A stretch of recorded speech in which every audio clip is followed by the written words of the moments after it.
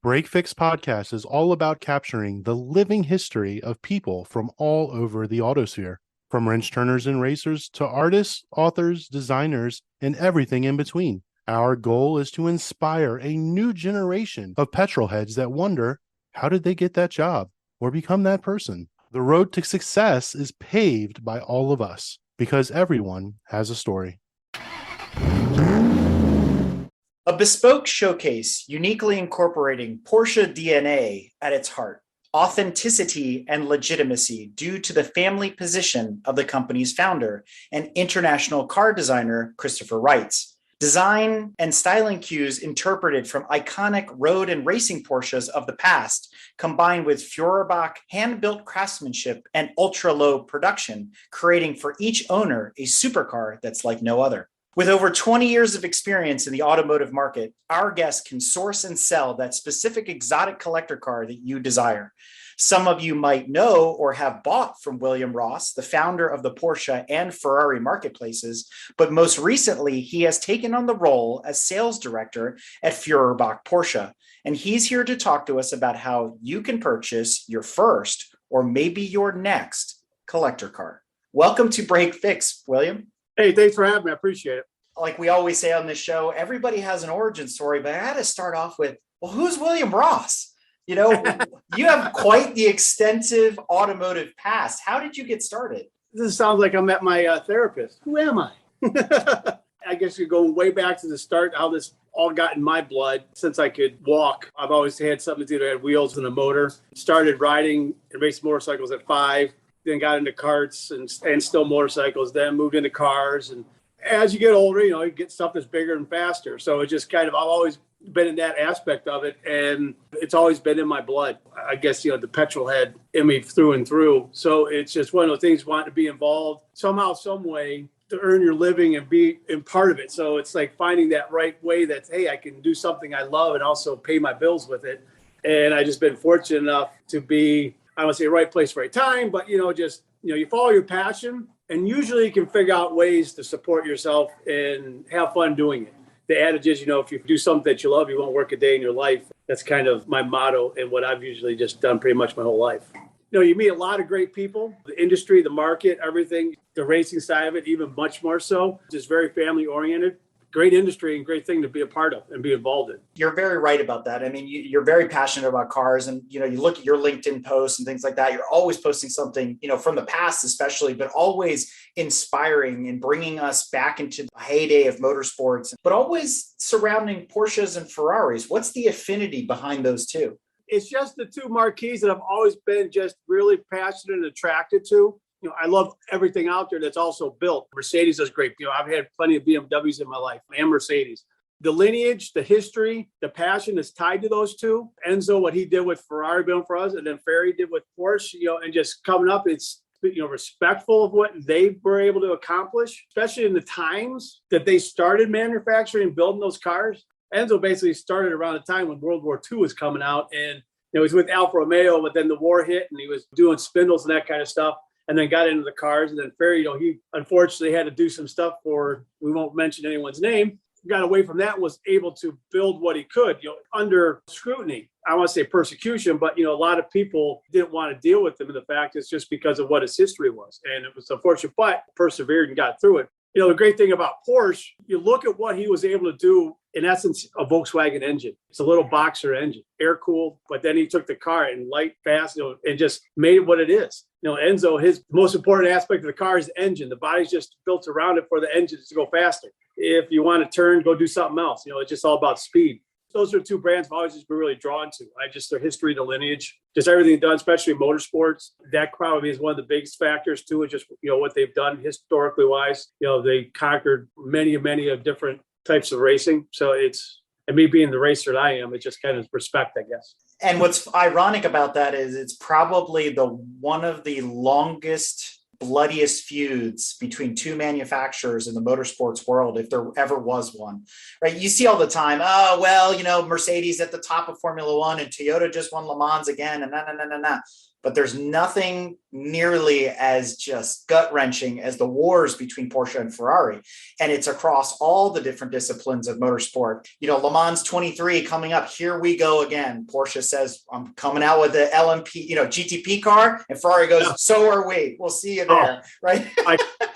I told my wife that. I said, look, I go, planning on our vacation next year is we're going to Le Mans because it's going to be unbelievable. I mean, not just those two marquees. I mean, you got all these other manufacturers come back. And a shout out to Glickenhaus. I tell you what, they're holding their own. Great to see a small little specialist like that be able to hold their own against, especially, going against Toyota. I think they did well. You got some mega companies spending $500, $600, if not more, on their racing program for that. And Glickenhaus comes in, they're spending, maybe 10, 15 million a year to be able to do what they can. And they're just going to get better. It's going to be awesome next year for that series. I just love the fact, and it's taken so long for both sides of the pond to finally agree, look, let's stop battling each other. Let's make this work for both entities so the manufacturers can do both instead of having to pick and choose which is going to be the one where they want to focus their marketing dollars on. Is it going to be the United States in that market, or are we going to, let's go Europe? It's awesome to see that they finally realize that, hey, they need to play together. The upcoming partnership between WEC and IMSA, I think, is a long time coming, not only for the racers and the organizers, but for the fans as well, because it just got confusing with the classes and this car runs here and runs there, but it's not the same, but it isn't, and I think that's a good turn of the page looking forward, especially at the 100th anniversary of the first running of Le Mans being next year. But let's step backwards into part of your career in both the Porsche and Ferrari marketplaces. What was that all about? It's one of those situations where I was at a time on the restoration side, working with some fab shops, not so much doing the complete restoration, but actually handling specific metal fabrication of parts for the manufacturing side. And so you start dealing with clients, they have one car, they got 10 cars. Kind of flows in the conversation. You get them to start talking, and then they say, well, I might be thinking about selling this. You think you might know anybody? Well, as a matter of fact, I do, because so-and-so over here, he's working on this, but I know he wants to get that. It's just connections and networking, and it just kind of went from there, grew and grew, turned into a job, so to speak. I hate calling it a job because it's not really a job, because I love what I do, but it just grew from that. It took a lot of time, but just getting to know people and meeting people, and we'll touch on it, later in this conversation. People don't realize a lot of transactions in the collector car world, especially the dollar marks you hit, you start getting at that 500,000 and up, or especially when you're in 7-figure range and up, 50 to 60% are done behind the scenes, if not maybe a little bit more. It's just done amongst people that know people, because they don't really want their business being put out there for public in the world. And once you post something somewhere with a valuation to it saying, hey, I want X, that's where you're saying what the car's worth. Same kind of thing, taking cars to auction. You're kind of pigeonholing yourself to what the value could be. You look at the history of the car, ownership, racing history. There's so much you can tack onto a car that adds value to it. In this day and age, the research you can do, and there's so many individuals out there and companies that can get you that history and photos, everything, documentation. People want something that's got that something to it, not just something that Bob down the street owned it for 20 years and just kind of drove it around the block and went to church with it. That was it. They want something tangible. They want something that's got some history to it, because they love talking about their cars. Kind of going back to like why Porsche and Ferrari, those seem to be the ones that I dealt with the most. And that seemed to be the cars seem to have the most action in regards to people moving them, selling them, trading them, doing all that kind of stuff. So it just kind of went that way. Folks that listen to this show have probably realized by now, I'm a big fan of the 914, and there's plenty of them out there. But there's a difference between buying a 914 6GT or even a replica 914 6GT and buying the Duval Sunoco number 5, or buy the Jägermeister 914, which, by the way, was the first Jägermeister liveried Porsche, was a 914 6GT. Stuff like that, the value, it's priceless. There is no value. And to your point, the minute you put, let's say, the Jägermeister 914 up on the auction block, suddenly it becomes real. Suddenly it has a limit. It has that glass ceiling, right? Versus, I guess, those behind the scenes sales are more like selling fine art. It doesn't get talked about, but it happens, and they're moving around, right? Oh, exactly. That's it. Completely. You put it in an auction environment, or you put it just selling wise, but in an auction environment, you got two people bidding on it. The one person that really wants it will just go that much higher that he has to than another person. Whereas that guy that really wants the car would have spent 50% more or something if he spoke to someone new and reached out and find out because he wanted that car and just what it was. And a lot of these mean something to a lot of people too. They have a connection to it. It really kind of helps regarding value-wise and what it's actually worth. So as a broker of fine automobiles, when you were dealing with the Porsches and the Ferraris, did you run the gamut or did you have to narrow your focus and say, no, I'm not going to sell 944s and 308s. I'm only going to sell these types of cars, maybe air-cooled Porsches or only 250 series Ferraris or something like that. How did you limit, or was your scope very, very wide? No, it's limited. When I started out, obviously to be stuff, you're going to start with everything. Then you start really have to narrow your focus. I want to say become that specialist, but everything I deal in, basically in the Ferrari side, it's your 50s, 60s, early 70s. Now I'll get into the 288 GTOs, F40s, a lot of Ferraris and that kind of stuff. The higher dollar stuff, that are very special and collectible side. Porsche, basically the same thing, all air-cooled stuff. But I'll get into some of the stuff that's, a little on the rare side that's a bit newer, but not a lot. Very, very little. If I have a client that I've dealt with for a long time and for some reason they're looking for 2014 4-liter or whatnot, okay, I'll help, of course. But it's not something I'll actively go out and pursue or do. I want to say they're a dime a dozen, but you go through any of the books, you go through Sports Car Marketplace, you go any of the magazines, or you go online. There's so many of them out there that deal, hey, we just, whatever you want. If it's got a Porsche badge on it, hey, we sell it. You really spread yourself thin. Yeah, you're going to find one or two people out there that really know everything because that's all they did was immerse themselves. You want to know what you're dealing with, the specifics, history, background. They only built X amount of these with that and everything along those lines. I really narrowed my focus to those, I could say, years and models in both marquees.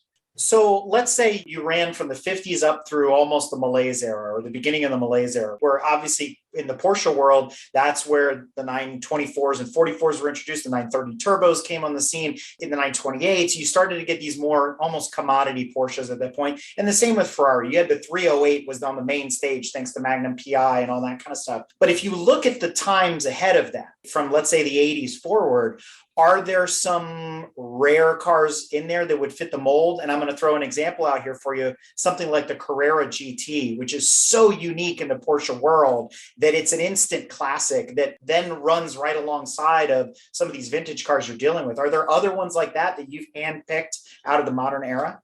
Oh, yeah. The GT1, the Carrera GT, definitely. You get those special, and I think Porsche is kind of, I want to say, jumped on that bandwagon, but they've started doing limited run on certain models, like that new Sport Classic they're coming out with. Tried to get on the list for that thing, but that was just impossible. That thing's gorgeous. It's a great car, and they're only doing 1,250 of them. Stuff like that, you start getting into where, yes, because you're talking 1,250 worldwide. All of a sudden, you got a very rare, marketable car. You're going to have a lot of people clamoring for something along those lines. As soon as they announced that, my email box and phone was blowing up, wanting to try and get one. I was able to help a couple people out. They paid the premium, but they wanted it.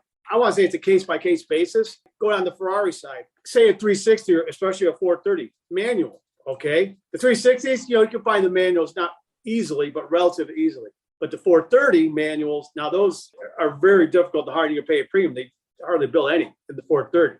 So you get into kind of those ones, the rarity of them. And if there was such a limited build of them, I'll definitely get into it because those are the ones that people are really starting to want, especially on the Ferrari side with the manuals. If it's got a 6-speed in it, you're going to pay through the teeth on the newer stuff. It's finding those ones. And it gets kind of fun with those, especially them being newer. You're not afraid to drive them. It's a better ownership experience, especially for the person that's the only Ferrari or that's one that they'll ever buy or the first one they've ever bought. It's like, look, you want something analog, you want to be part of it. Get into the newer stuff, it's pick and choose, but it has to be something special about it to be involved in part of it. So does that apply to the newest of the new as well? And I'm referencing basically the EVs, right? We have things like the Taycan, and on the Ferrari side, I cringe every time I say the words Ferrari SUV. These things that are coming to bear to market now, are they going to be collectible in the future, or are they just going to be commonplace? I don't see them being collectible. I honestly don't. Sorry. EVs, there's so many manufacturers coming out with an EV. The herd will get thin, who can last. But I just don't see it because until they can create the battery for the car that can last and you can recharge it, in 5 minutes, 10 minutes, what have you. I mean, I just don't see it. And the car will outlast the battery, but those things will change so much in regards to design, capability, what the battery can perform. I just don't see them being a collectible because it'll be a paperweight sitting there. It's unfortunate because like that Taycan, gorgeous car. I love the Sport Turismo. It's awesome. I'm a big wagon fan. I love wagons. I think that's gorgeous. Would I get one at two? Yeah, but I mean, I don't think I'd pay that much for it because you won't be able to go on a road trip because I'm not a person who likes to sit somewhere for a couple hours charging up my car trying to figure out something to do. I just don't see it being collectibles. I just don't see it happening. I mean, will they hold value? Yeah, but they're not going to be something 20 years from now. You're going to be paying, 5 times what sticker was or 10 times sticker. I just don't see it happening. You said you like wagons. What do you think of that Ferrari station wagon that came out a couple years ago? You talking about the FF and the GT4 Lusso now? Yes. Honestly, butt ugly. Yeah, I'll be honest, man. I'm not gonna hold any punches. Would I drive one? Heck yeah. It's a great car because it's all-wheel drive. You can put some all-season or winter tires on it, drive in winter, and just beat the heck out of it and have some fun. But I just think that thing's butt ugly. Well, let me ask you this before we move on. Say you're in the boardroom and you have to decide between the venerable Porsche 959 and the F40. Which do you choose? Oh, the F40 all day long. I love that 959. It's great. I've driven one. It's phenomenal. I mean, just what you get out of it. But I've also had the opportunity, this is some years ago, but I drove an F40 once. It wasn't very long. It wasn't like I had all day with it. But God, the experience in that F40, it's such I would say, bare bones car. If you ever even sat in one, you get the feeling. Even just look inside, there's nothing in that interior. You got your engine right behind you, your 2 seats, you got your steering wheel, your pedals, and the gear selector, and go. I mean, it's such a raw experience, man. It's just phenomenal. All day long would be the F40.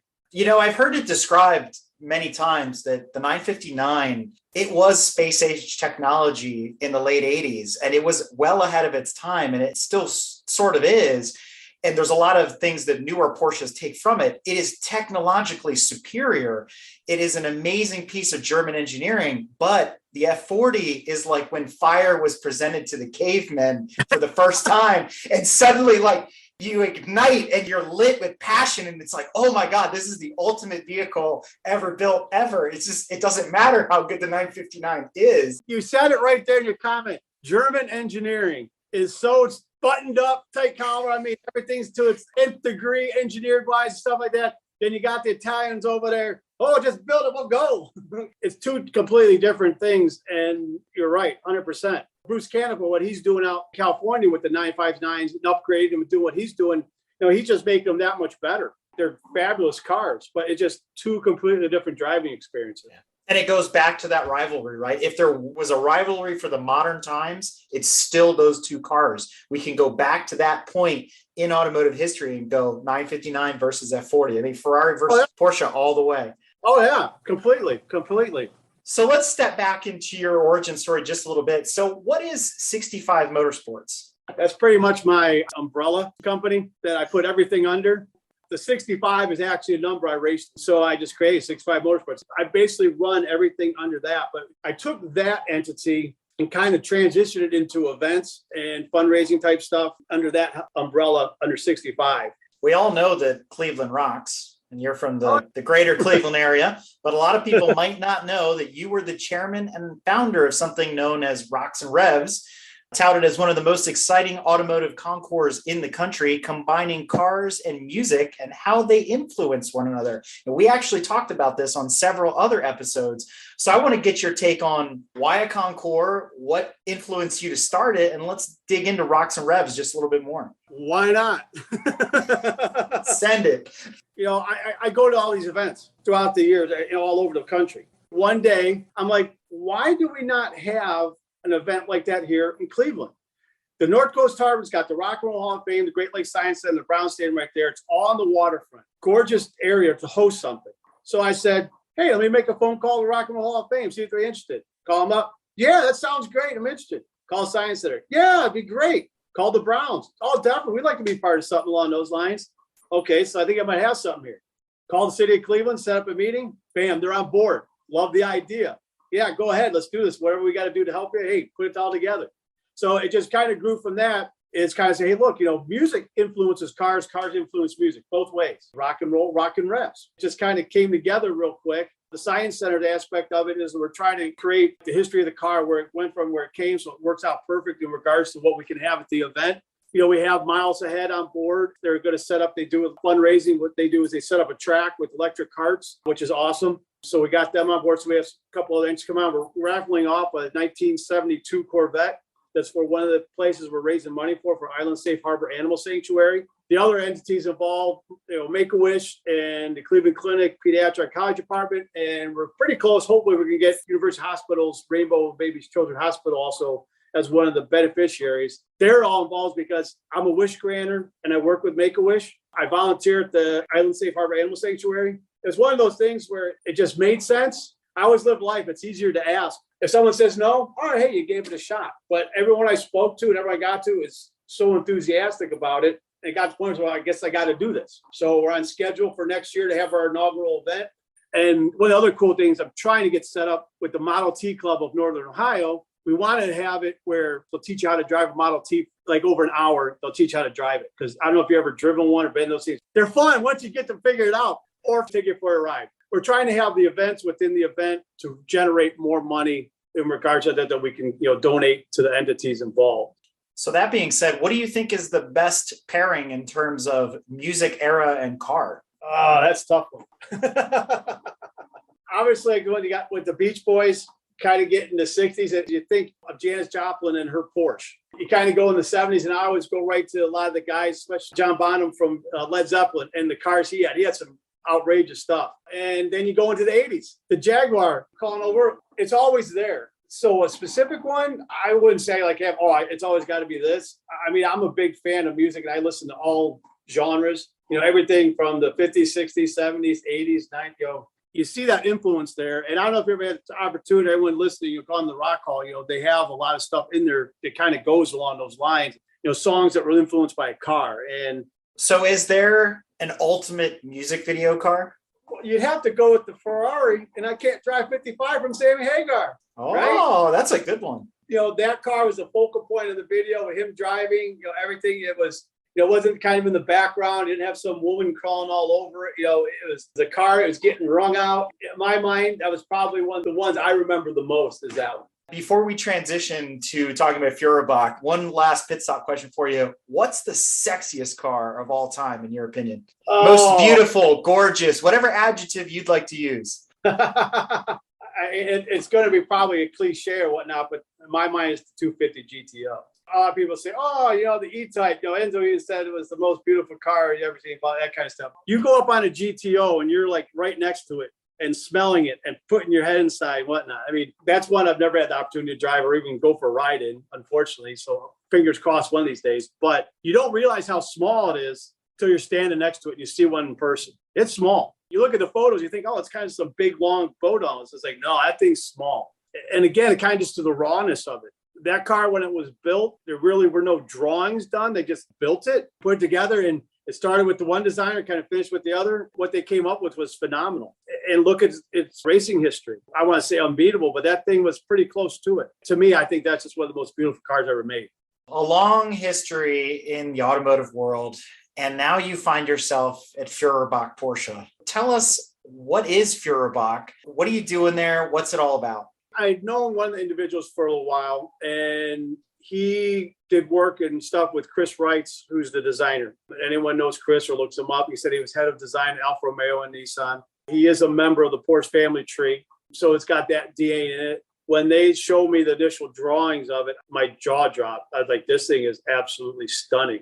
For what he's got the homage to the 60s cars, the Abarth and that, taking the hood scoop, minimalizing the interior. It was just a gorgeous, gorgeous car. And I really liked what we're putting together in regards to when you look at it and know what it is and what we're building, immediately everyone's going to think of Singer because they're the big whale in the room. They kind of started this craze. But, they're taking the 964 series and that 963 series. And I always say, they're basically tightening them up, cleaning up the lines and just taking the interior, going to the nines on them. They're gorgeous cars, but that's one of those situations where you see that going down the road. It sounds good. They'll know it's a 911, but they're not going to know it's a Singer unless someone knows cars or loves cars. With this, especially taking a newer generation car, the 997 series cars, turn them into a mid-engine car like the RSR race cars, and just changing all the body panels out because it gets stripped down to the shell, and then it's all carbon fiber body panels, bespoke to the owner, and we're only building 25 of them. It's very exclusive in regards to ownership.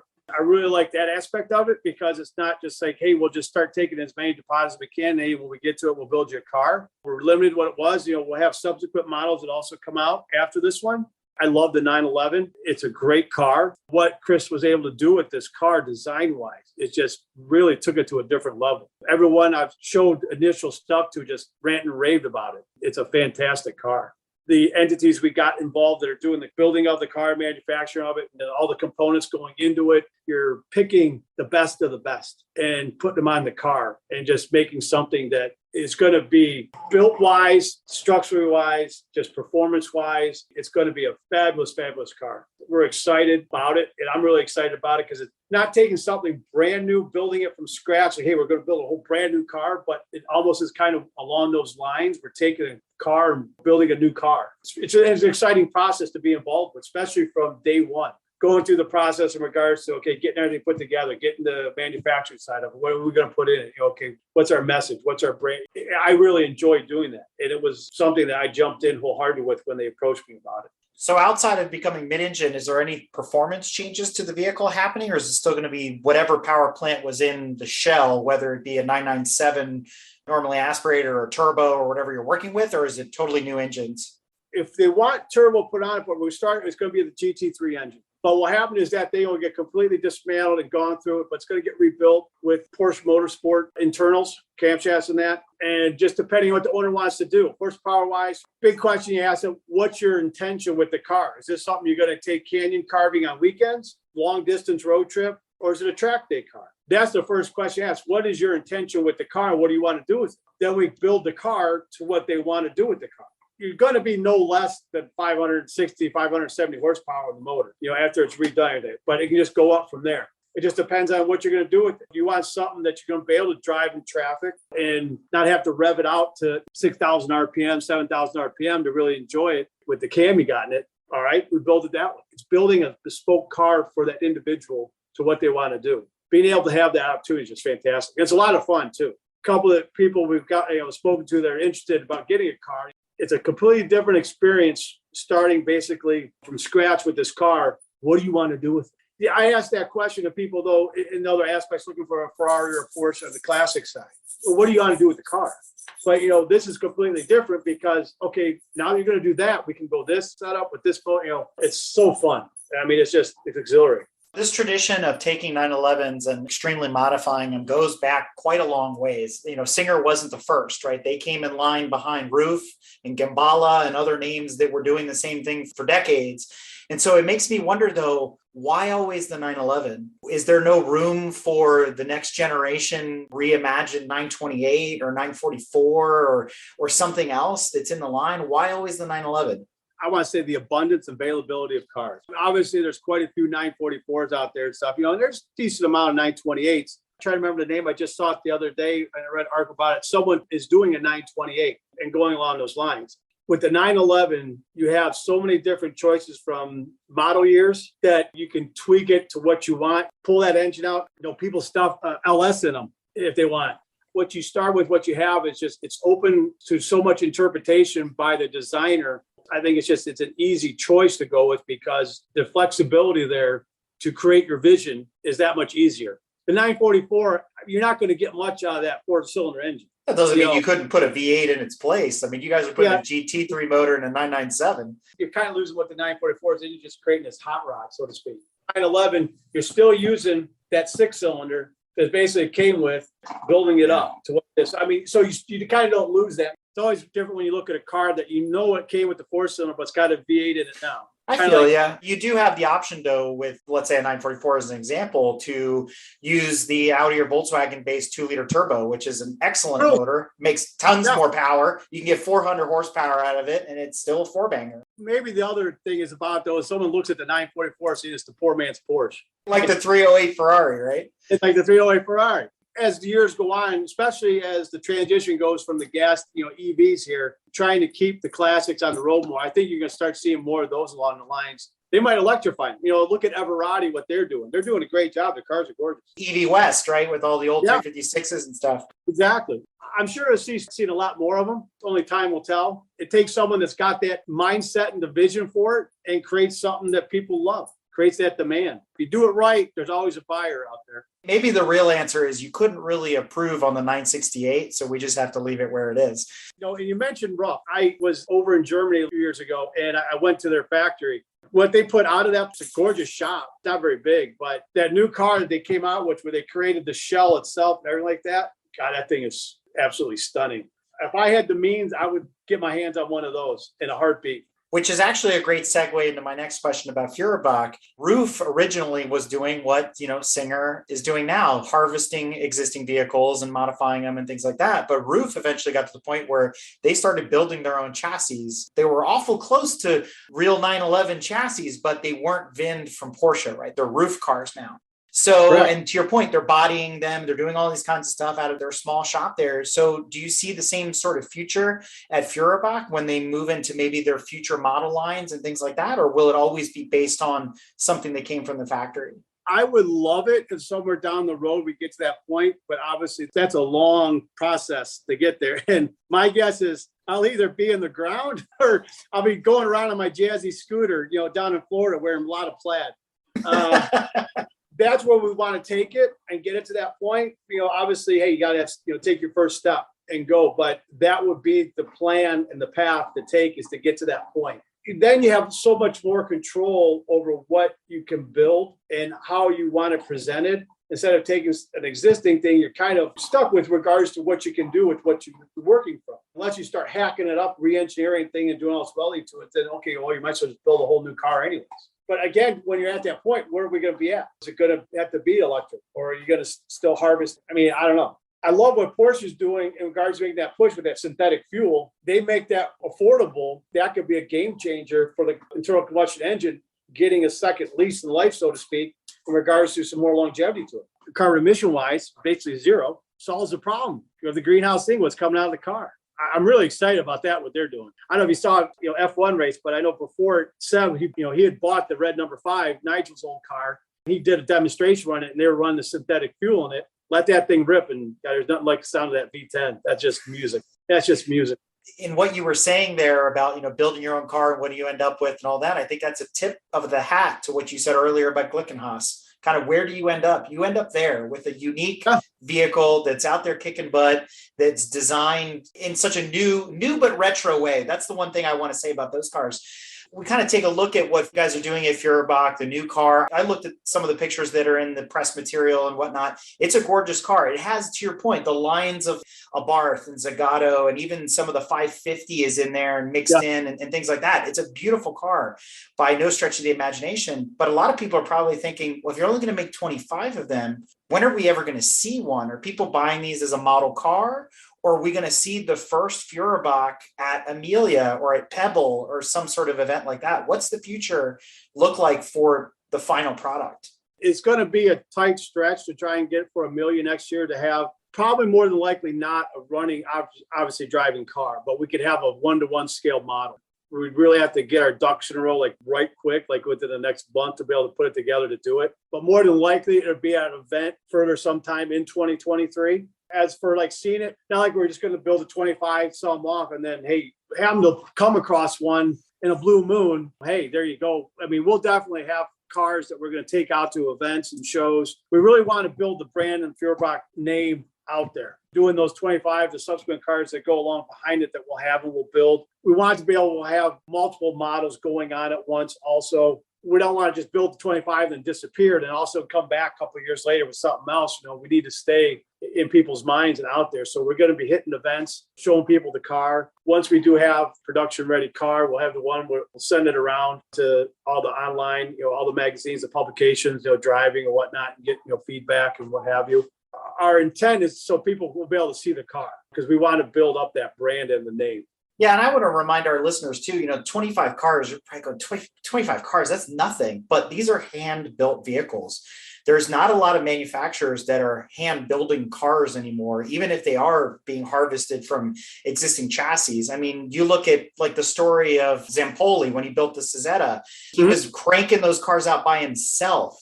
And he could only put out so many in a year. I forget what the number was. It was probably less than 20 in a year, but it was absolutely nutty. And to be able to do that, and you guys have a team and you're getting all this stuff done, and 25, that's a good number for something that, you're taking a car, tearing it down, reimagining it, and then putting it back out there with immense amounts of detail. I mean, again, it's a gorgeous car, and I can't wait to see one in person and hopefully one of the big shows. Especially for the owner, the people that are going to buy the car. Our other goal was to make this an exclusive card. So to your point, like you say, when would you see one? You're not going to run into one of these at a Cars and Coffee, maybe out in Malibu or something like that on one of the days. But other than that, you're not going to run into it down the corner at Sloppy Bob's Bar and Grill, whatever, It ain't going to happen, and that's what we want to build because, you start getting saturation with the model and the car, then it just becomes, everyone's got one of those now, or you see them all over. We want to make it and keep it exclusive for the owners and make it something very special that they have in their collection. Because obviously the people that can afford to get the car are going to have multiple vehicles in their collection. We'd love to be able to build a car that, hey, it's for 75 grand. So, anyone almost could come out and get one, but it's just the way the world works. It can't happen. We just want to make this such a unique, valuable car to the owner, make it that special for them that they can say, I'm only one of the 25 that have one. And that's a rare club. I mean, it's like the GTO, people with the McLaren F1. You're a member of a rather exclusive club. And those guys have a lot of cool events that go on that people don't know about, very secretive about, but they all get together and they all talk how they can make another $1 billion from each other and move on the next day. I could probably guarantee you 2 sightings of the vehicle. You said Malibu, and it'll either be Jerry or Jay driving it. And then, and then probably at the Goodwood Festival, where they're going to put a car like that on display for everybody in the world to see. So I'm looking forward to that. I'm excited about it. Yeah, exactly. Yeah, if any of your listeners out there know how to get a hold of Seinfeld, get a hold of me, let me know. Get a hold of me. We'd love to hit him up. It's up his alley. Love the car. You don't know until you ask, right? That's right. There's a butt for every seat, they say. We're talking about collector vehicles, especially at this point, we're talking about bespoke specialty vehicles. Many people will contest that cars are a bad investment. Is that true? You hear all over the place, everyone says, never buy a car thinking you're going to make money on it. I guess it's true to some extent. You can't go into you're going to double your money in 5 years. It does happen. If you're an individual that's your only collectible you have, buy the car that you want. To forget about, hey, it's going up in value, it's going to hold its value. Buy the car you want. Be sure you buy the right car. Buy the best car that you can afford. Unless you have the wherewithal to be able to work on your car every weekend, every night, or what have you, and tinker with it, that's what you love to do, so be it. You're more on the side where I just like to drive and enjoy my car, go to events on it. Buy the best that you can afford. Spend that extra 10, 20 grand, whatever it is. If you can stretch it to that point, do it. You'll appreciate it that much more because nothing will turn you more sour on a car is when you go to drive that won't start, or you go out there and there's a big puddle of oil. It's going to just drive you nuts. If you're in the industry and the market and you follow it very closely and that's what you do, you'll know what to buy and what to go after. You'll see the trends. It's just like the stock market. Get into that, you're going to have your ups and downs. But if you buy something correctly, it will slowly grow. It's going to drop a little bit here and there, but over a period of time, stick with it. It's going to gain in value. You just got to buy the right car that's going to do that. It's just kind of looking at trends and looking where everything's going. You can never really go wrong with a 60s Ferrari front engine V12 Enzo era car. Those will go up in value. You buy the right Porsche, it's going to go up in value. You maintain it, you hold on to it, it's going to go up. Might only go up 1 or 2% a year, but it's still going to go up in value. If this is the only car that you're ever going to own or buy, take that out of the equation because you'll just drive yourself nuts and you'll piss yourself off because all of a sudden if it loses value, loses 10, 15%, the first couple of years you buy it, you're going to get angry. And if you told your wife that, hey, that's why you're buying it because it's going to go up in value, that's how you sold her on it, you're looking like an idiot. But, if you got the means and you have multiple cars, you're probably going to have someone that knows advising you. There's not a lot of guys out there that really buy a car because they know it's going to go up in value. You got the gentlemen that are fortunate enough, they're on the Ferrari list. They can buy that new Ferrari that only X amount of get and they can turn around and sell it. They'll make money. You don't necessarily buy the newest car as a collector car. I guess there's a balance there. Granted, the guy that bought the 300 SL Gullwing Mercedes when it was new and everybody told him was a fool for buying it because, hey, that's a depreciating asset. Why would you buy that stupid car with those goofy doors? Hold on to that car for 40, 50 years. And suddenly it went from, that was a $6,000 car in the 60s. And now it's a $600,000 car. You have to have, to your point, a little bit of a crystal ball, but you can't just buy everything, right? Commodity vehicles, there's even commodity supercars, there's even commodity exotics. I mean, I hate to say, look at some of the Lamborghinis post Audi era where they're all basically R8s with different skins on them. There's a million of them because they became super popular and everybody wanted a Lamborghini again. But it's that Performante, it's that, whatever Superleggera version that they only made 12 of, like the Bugatti Divo, they made 41 of them. That's the car to buy. Now, that's on the extreme end of this. I mean, we have different levels of collector. The guy that bought the Viper, the original Viper when it came out, that's a whole nother story. That car has also gained in value. So is it always sports cars? Probably not. Is it always the rarest of the rare? Probably not. But to your point, it's what makes you happy. But I think you need to hold on to it in order to see that value over time. It's not something that you can sit in your mind thinking, okay, I'm going to buy this in 3 to 4 years now. I'm going to flip it and make all this money on it or make something. It's a long-term investment where you need to hold on to it for 10, 15, 20 years and maintaining it and keeping it at a great level of performance and keeping that value there. You can't just sit and go buy it, park it, and let's sit under a tarp in your garage. Then all of a sudden, 15 years later, think you're going to turn around and sell for all this money. You got to maintain the car. You got to keep investing in that investment so it can get to that point. It's tough when someone comes at that question because they're not buying a car for the right reason. So how do you tell the difference between an investment and a money pit? One, if you're going to Barney Rubble or Fred Flintstone the thing home, or if you can actually start it and drive it home. So I guess, are there some collector cars, though, that are just absolute nightmares where some people buy them anyway and you're just like, oh, you kind of cringe every time you see it happen? And I hate saying it, E-types, it's a great car when they're running great, but it's a lot of work to keep them at that level to be able to drive them. In all honesty, Alfa Romeos, they're also kind of a nightmarish thing to deal with. That's something, if you buy, you better know how to work on a car. When they run right, they're awesome. They're fantastic. It's all about your commitment level to what you want to have. I guess the big question to ask yourself. Again, it kind of goes back. Do you want to be wrenched on that car every weekend to be able to drive it that one weekend a month? Or you want something where you can buy it and you only got to wrench on it once every 6 months and you're driving it every other weekend to go to your events, stuff like that, and just doing your little things here and there, changing your oil, whatnot. It's all about how someone's looking at it. It goes back to that question, what do you want to do with this car? What's your enjoyment? What do you really want to get out of this car? Some people could look at something that's been sitting out in the farm field for 40 years and pull it out and they see a diamond in the rough. And, they'll take 5-10 years to make it show car like it was brand new, where you got someone else that walks up to it and go, that thing just should be hacked up and scrapped. It's all up to the individual, and it's all how it's looked at. Someone's going to see a money pit. Someone else is going to see a diamond in the rough. So you brought up a really fantastic point about the Jaguars. The running joke, at least that I know, has always been never buy a Jag with low mileage because it never ran. Yeah, exactly.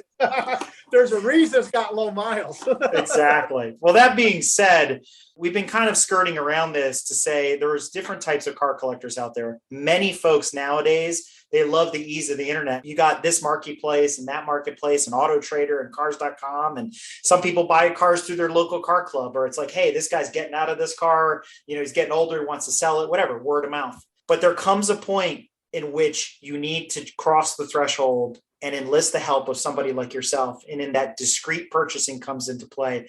When does that happen? When in the collector life cycle, if you're really committed to that part of the automotive world, when do you get there? When do you make that transition?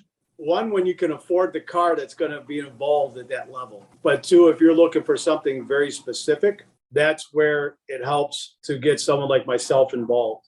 And again, even if it's, hey, this is going to be the only car you buy, but hey, you got that 250, 500 grand to spend on it, but you only want one, but you want this kind of specific one. That's where you're getting that involved, because you want to get the value for what you're paying for, because it's such a meaningful purchase. If you're finding something that's very unique and hard to find, and you have to know people that, hey, I can get my hands on one, but you're going to have to pay the premium for it. That's where someone like myself gets involved. It kind of goes back into our earlier conversation when you asked, hey, is it every Porsche, Ferrari, Main? Said, no, it's not. It's very specific ones from specific eras that I'll deal with. You can go online into Auto Trader, all the other sites on there, Bring a Trailer and all this stuff. You have all these cars on there, but Bring a Trailer kind of blazed the trail of how these more simplified auction sites got set up. Then they sold out, but then you had all these other cars and bids. Doug DeMuro, launching his.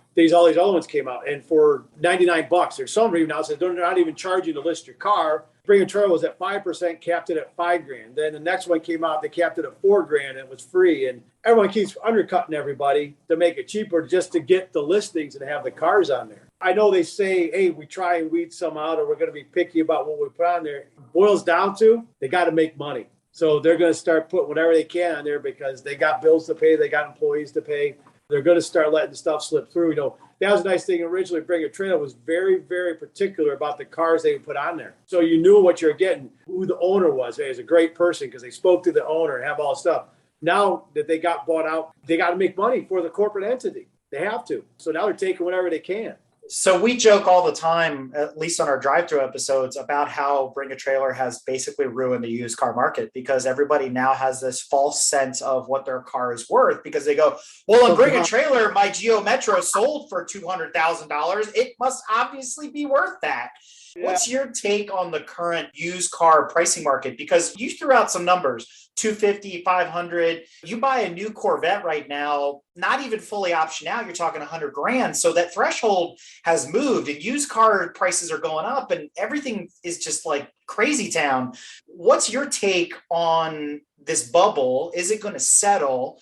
I mean, it's going to course correct, definitely. How long? I think it's still going to be another couple of years that this is going to be. But, on the new car side, and the manufacturers are salivating over this, because especially, how Tesla is their business model in regards to how they sell, and they want to emulate that however they can, because they don't want to have inventory. That's money on the books. We want you to order the car on the internet, then it's there. And we only have 5 cars at the lot. They can just test drive one. They really want to go that route. I mean, what's happening now in the marketplace and the used car prices, it's really going to define and change the course of how new cars and used cars are sold and priced out there in the market. It's really going to change up. It's going to last a while. There's a big hole. It's not like all of a sudden they're going to start cranking out all these new cars and, fill these holes and people go buy them. They got all these flood of used cars on it. I mean, it ain't going to happen. It's going to be a while before the ship corrects itself in regards to, it gets things balancing out.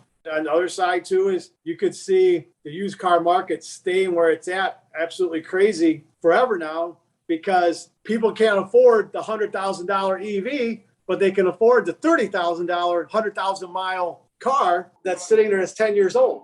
Well, I can afford that, but I can't afford that. I just foresee that happening also. It could just all of a sudden be like, look, this is the new norm and it's not going away.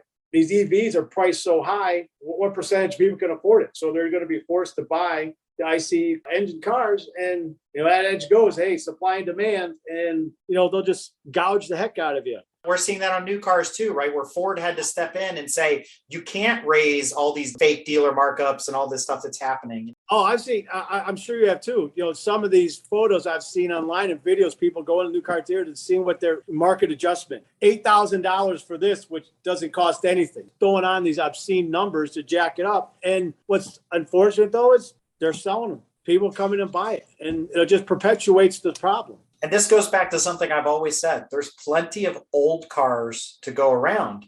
So when you're looking to spend that kind of money, I mean, fossil fuels aren't disappearing overnight. It doesn't make sense for them to suddenly shut off all the taps.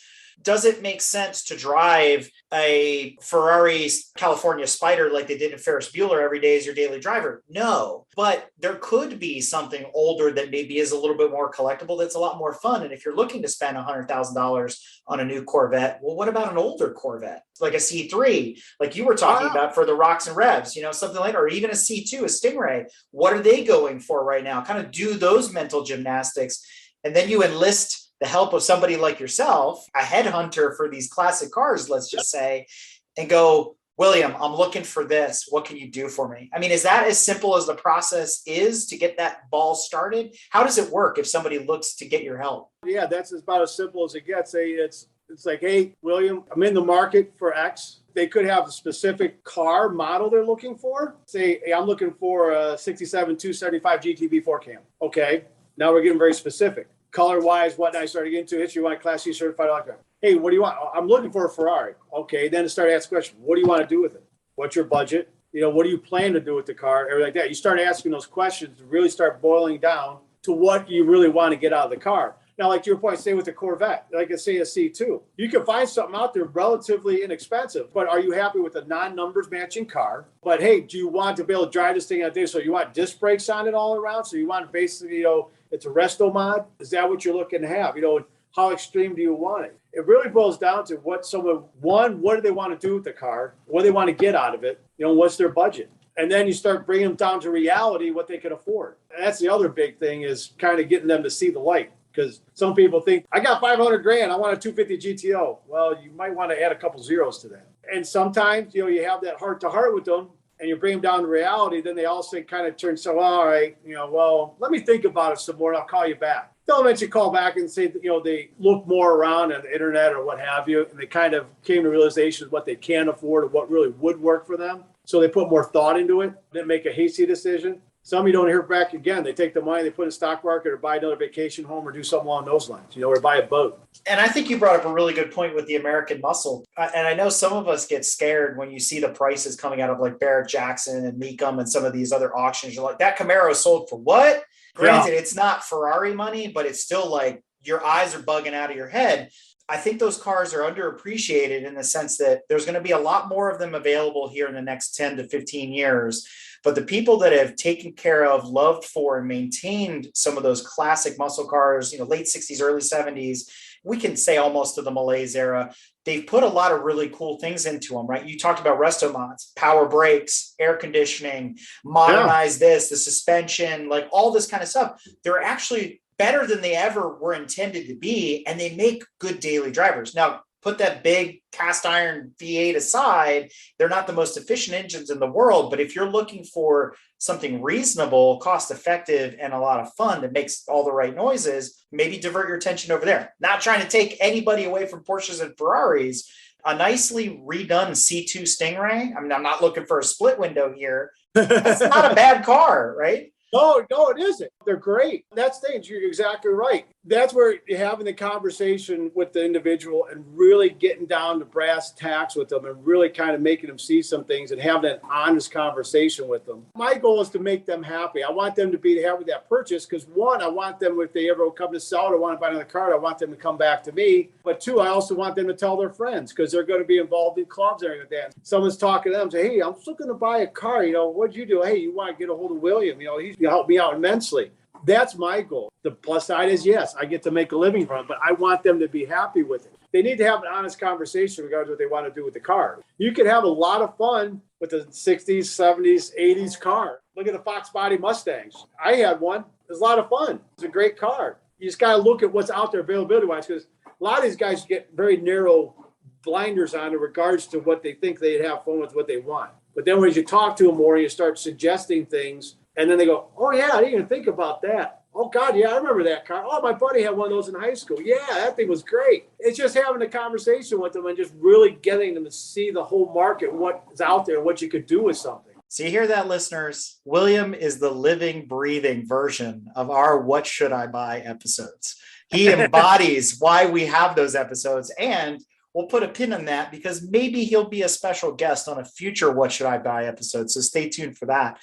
But I do want to ask you any tips or tricks for buying collector cars, both for the newbie and the veteran collector from your experience, things that you've just learned that are gotchas that you want to pass down to folks. Buy the best thing you can afford is basically it. I mean, going out there thinking you're going to find grandma's got her son's car that was unfortunately killed in Vietnam. It's been sitting there for 40 years. It's got 1,500 miles on it. He bought it right before he got shipped out.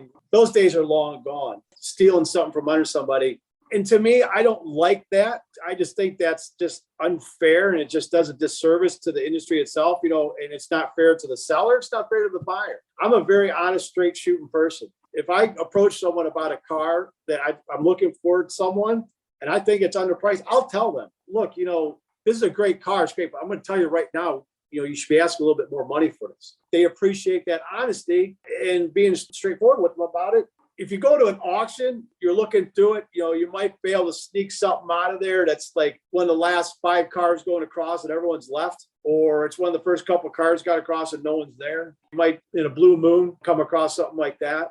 Rummage through all the places you can find cars that are for sale. You might find something that's a diamond in the rough. Hey, I bought it for $5,000. If I put another $5,000 into it, hey, it might be worth $15,000.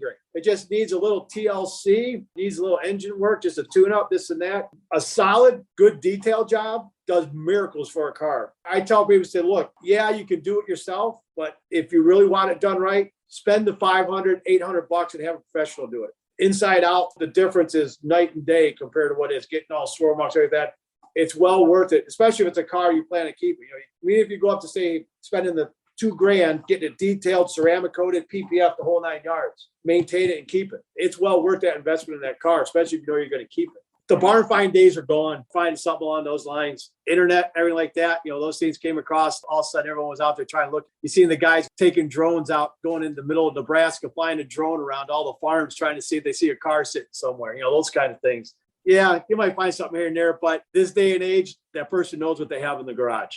Unfortunately, so like you mentioned before, bring a trailer made someone think a car that's worth $10,000, they think it's worth 20. It's like, oh, that just sold for this. It's like, it's not the same car. Same thing with auction. A car goes through and then someone says, hey, I just saw that go on Barrett Jackson, in Arizona the other month. And I had that same car. And I think no, you don't have the same car. There's a big difference between your Camaro and the Yanko Camaro that went across that auction line. Yeah, exactly. And sometimes the person won't listen. And it's like, all right, I just wanted to help. Have fun, go at it. But sometimes, the person will listen too. So it's kind of both sides of the coin.